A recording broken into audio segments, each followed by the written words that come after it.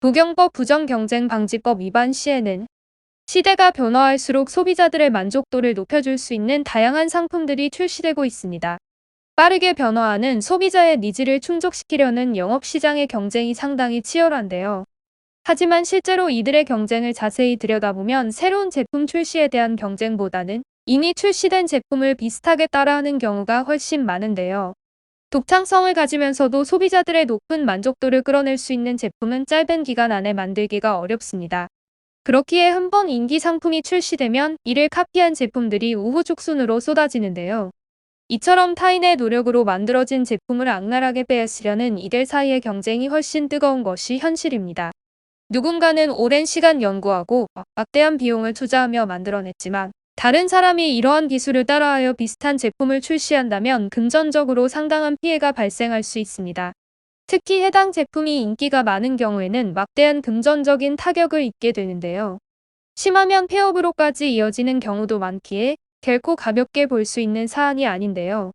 이러한 피해를 막기 위해 국가에서는 부경법 부정경쟁방지 및 영업비밀보호에 관한 법률을 제정하였습니다.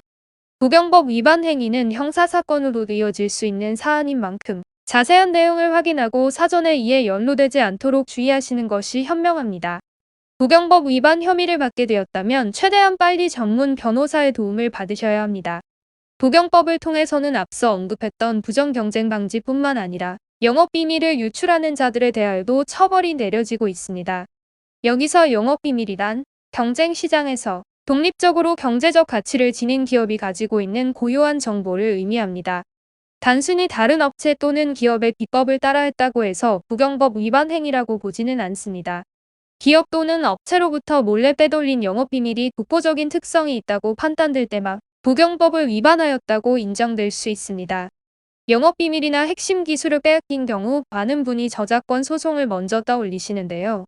저작권법은 창작물에 해당하는 경우가 많아 문화, 학술, 예술적 창작물에 대한 권리를 보호하고 있는 법률이기에 영업비밀 침해와 관련된 사안에 대하여는 저작권 소송이 진행조차 불가한 경우가 허다합니다.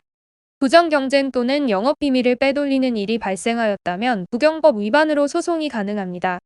저작권 소송의 경우에는 저작권 등록 여부가 상당히 중요한 요소가 되지만 실제 영업시장에서는 저작권 등록이 이뤄지지 않는 경우가 더 많습니다. 반면 부경법은 저작권 등 권리 등록 여부와 관계없이 소송 또는 처벌이 가능하기에 유용하게 활용될 수 있습니다.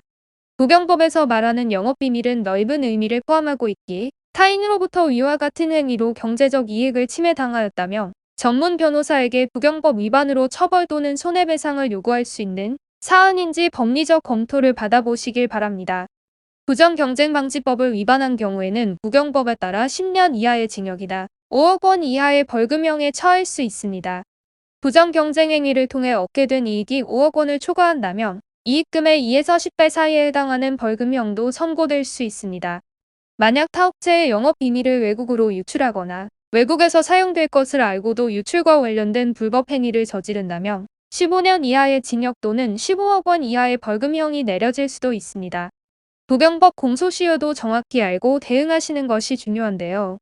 영업상의 이익이 침해된 일자 또는 침해가 발생될 우려가 있다는 사실을 알게 된 날로부터 3년 이내, 부경법 위반 행위가 시작된 일자로부터 10년 이내에만 부경법 위반 행위로 소송을 진행할 수 있습니다. 이 기간이 도과하면 이의를 제기할 수 없으니 공소시효는 반드시 알고 계시길 바랍니다. 부경법을 위반한 경우 위에서 언급한 형사상 처벌 외에도 민사상 손해배상 책임을 지게 될 수 있습니다. 형사고소와는 별개로 진행될 수 있는 사안이니 벌금형과 별도의 손해배상금을 넘겨주게 될 수 있습니다. 부정경쟁행위가 급격하게 증가하면서 부경법 개정안이 시행되었고 이후 처벌 수위는 훨씬 높아졌는데요. 타인의 아이디어를 무단으로 사용하여 아이디어 제공자에게 막대한 손해를 끼치면 최대 3배까지 배상을 요구할 수 있게 되었습니다. 손해배상은 피해액을 기준으로 산정되게 됩니다. 이를 전문적인 지식이 부족한 개인이 정확하게 산출하기란 어렵습니다. 그렇기에 전문 변호사의 도움을 받아 법원으로부터 인정을 받을 수 있도록 객관적으로 피해액을 산출하는 과정이 반드시 필요합니다. 부경법 위반 피해를 받게 되었다면 전문 변호사에게 조력을 받으셔서 철저하게 준비하시길 바랍니다. 단순한 주장만으로는 부경법 위반 책임을 물게 할 수는 없습니다. 객관적인 자료를 바탕으로 하여 상대방의 혐의를 구체적으로 입증해야만 혐의가 성립될 수 있습니다. 이러한 과정을 입증할 수 있는 증거를 수집하는 것은 결코 쉬운 일이 아닙니다. 반대로 억울하게 혐의를 받게 된 입장이라면 더욱 전문가의 도움이 필요합니다. 형사상 처벌뿐만 아니라 거액의 손해배상 소송으로까지 이어질 수 있는 사안인 만큼 신중하게 대응하셔야 합니다. 작은 행위만으로도 공법 위반 행위가 인정될 수 있으니 부경법 위반 혐의를 받고 있다면 신속히 전문가에게 도움을 요청하시길 바랍니다.